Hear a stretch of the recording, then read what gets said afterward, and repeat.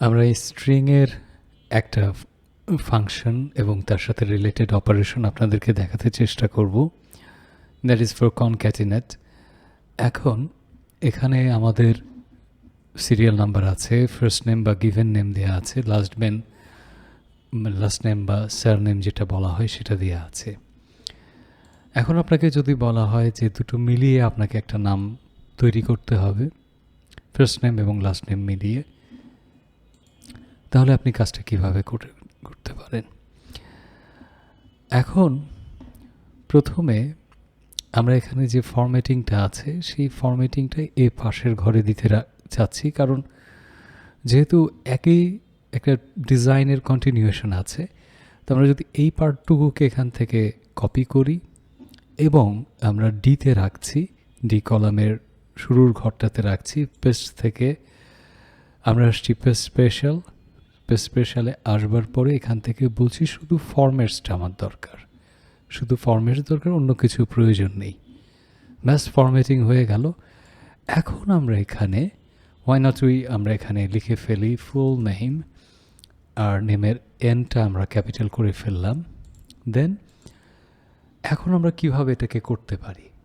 প্রথম, আমরা নর্মালি যেভাবে করে থাকি সেটা যদি এখন এভাবে চিন্তা করি যে এই ঘর তারপর যোগ এই ঘর দিয়ে দেবো আর ভাব্য হয়ে যাবে, তা হবে না। প্লাস চিহ্নটা শুধুমাত্র হচ্ছে সংখ্যার ক্ষেত্রে, এটার কোনো অক্ষর বা লেখার ক্ষেত্রে কাজ করবে না।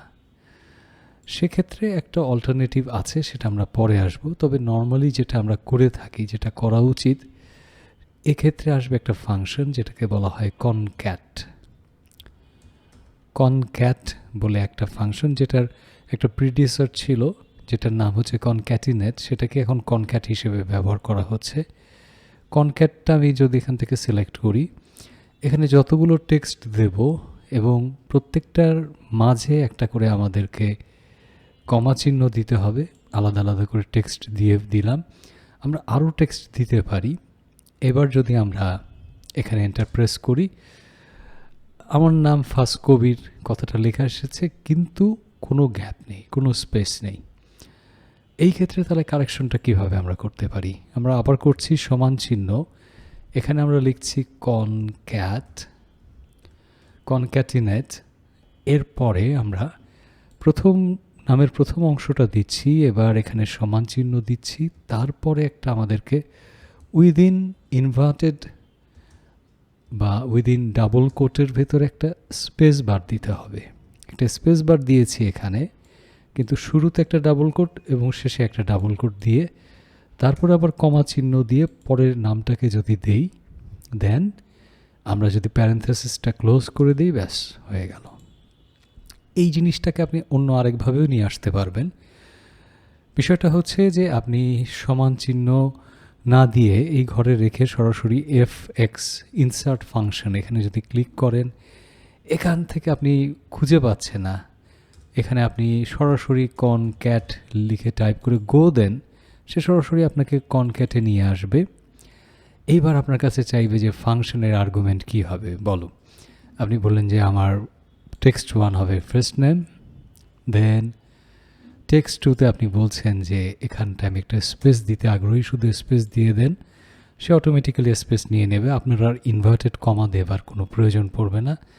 দেন যে লাস্ট নেম অংশটা আছে সেটা দিতে পারেন, তারপর যদি আপনি ইচ্ছা করেন একটা ফুল স্টপ দেবেন, দিতে পারেন, এটা আপনার ইচ্ছার ওপরে।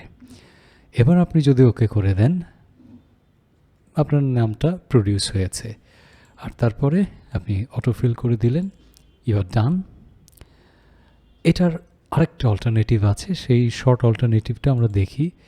সেটা কনক্যাটিনেশনের ক্ষেত্রে বা টেক্সট যুক্ত করার ক্ষেত্রে এটা আমরা বেশিরভাগ সময় ব্যবহার করে থাকি।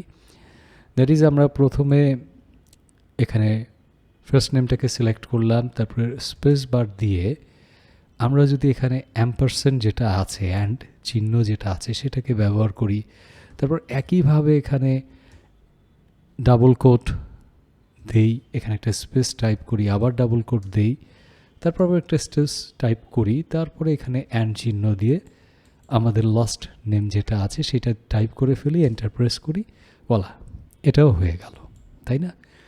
এটা সহজ, এটা অনেক ক্ষেত্রে অ্যাপ্লিকেবল, কিন্তু কিছু ক্ষেত্র আছে, কিছু সিচুয়েশন আছে যখন আপনাকে এটার পরিবর্তে কনক্যাটিনেট ব্যবহার করতে হতে পারে। তো বেটার দুটো অপশনই যদি আপনাদের জানা থাকে। ধন্যবাদ।